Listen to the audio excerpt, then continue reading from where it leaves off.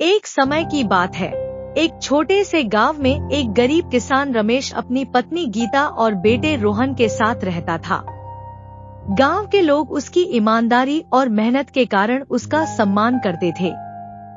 एक दिन रमेश खेत में काम करते हुए अचानक एक चमचमाती घड़ी पाता है।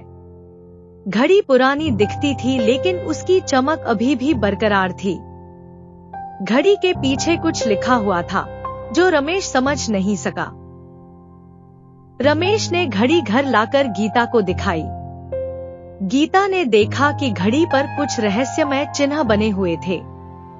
गीता ने उसे साफ करते हुए ध्यान से देखा और पाया कि घड़ी पर एक अद्भुत नक्शा भी बना था। रमेश और गीता ने सोचा कि यह घड़ी जरूर कोई खास चीज है।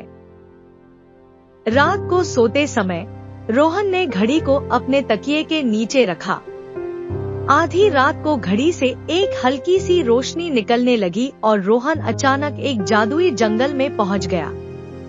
जंगल में उसे एक वृद्धा मिली जिसने बताया कि यह घड़ी समय का चक्र है और इसे सही तरीके से इस्तेमाल करने पर यह भविष्य और भूतकाल में ले जा सकती है। रोहन को वृद्धा ने बताया कि यह घड़ी उस व्यक्ति के पास जाती है जो सच्चे दिल से इसकी कद्र कर सके। उसने रोहन से कहा कि उसे इस घड़ी का रहस्य हल करने के लिए 4 प्रमुख जगहों पर जाना होगा: विश्वास, साहस, ज्ञान और सच्चाई। रोहन ने जैसे ही यह सुना, वह वापस अपने गांव में आ गया।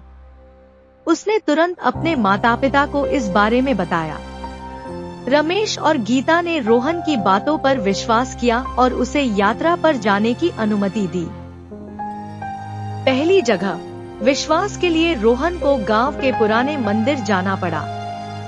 वहां उसे मंदिर के पुजारी ने बताया कि उसे अपने दिल में सच्चे विश्वास को जगाना होगा।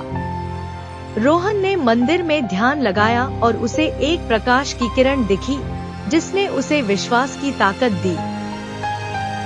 साहस के लिए रोहन को पास के जंगल में जाना पड़ा, जहां उसे एक खतरनाक शेर का सामना करना पड़ा। रोहन ने अपनी बुद्धिमानी से शेर को शांत किया और जंगल में रहने वाले लोगों की मदद से उसने साहस का पाठ सीखा। ज्ञान के लिए रोहन को एक साधु के पास भेजा गया, जिसने उसे जीवन के महत्वपूर्ण सिद्धांतों का ज्ञान दिया। रोहन ने साधु से शिक्षा प्राप्त की और ज्ञान की शक्ति को समझा। अंत में सच्चाई के लिए रोहन को अपने गांव के एक बुजुर्ग से मिलना पड़ा, जिन्होंने उसे सिखाया कि सच्चाई हमेशा कड़वी होती है, लेकिन उसका मार्ग सबसे पवित्र होता है। रोहन ने इस सच्चाई को आत्मसात किया। जब रोहन ने सभी 4 प्रमुख स्थानों पर अपनी यात्रा समाप्त की, तो वह घर लौट आया। घड़ी फिर से चमकने लगी और रोहन को एहसास हुआ कि वह अब समय का सही मालिक है। उसने अपने माता पिता के साथ मिलकर इस घड़ी का उपयोग गांव की भलाई के लिए करना शुरू किया। रमेश, गीता और रोहन की ईमानदारी और मेहनत ने गांव को समृद्धि की राह दिखाई।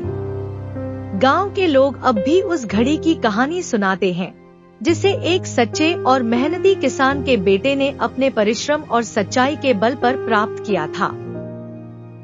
कहानी का सार यह है कि सच्चाई, विश्वास, साहस और ज्ञान के बल पर ही जीवन में सफलता प्राप्त की जा सकती है।